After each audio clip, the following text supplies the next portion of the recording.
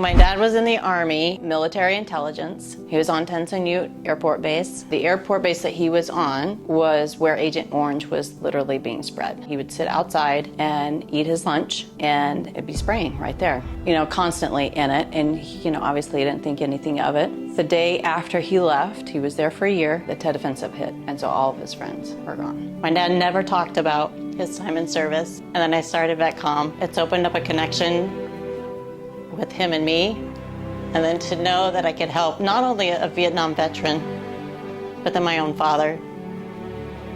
I get rated, and a whole different relationship I have with him because of it. It has been very therapeutic for my dad to go through this, because now he's realized how much that he has pushed everything down to where now he's able to meet with a therapist at least once a month. But on top of that, he's actually meeting with some of his friends who former military, and they're meeting once a week. And this is all due to him signing up with me at VetComm, seriously, hand to God.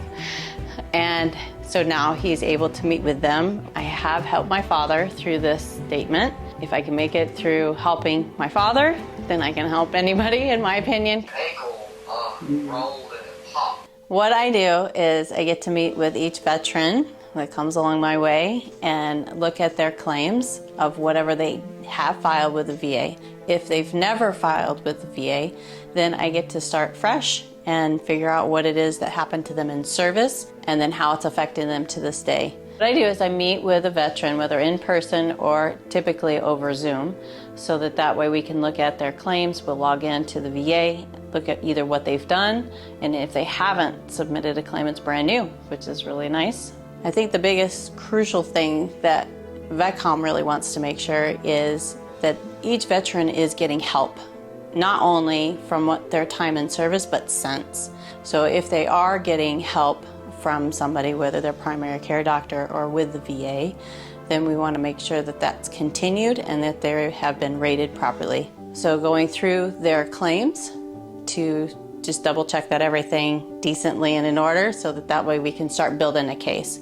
So for instance, you take tinnitus, that's the ringing in the ear, which most veterans have. Once they get that rated as a 10%, we can file additional claims due to the tinnitus. So that's just one of the basic ones that we deal with, on up to claims that are a little bit more specialized, shall I say, and so it just depends on what's going on with the veteran. I talked to so many really cool veterans.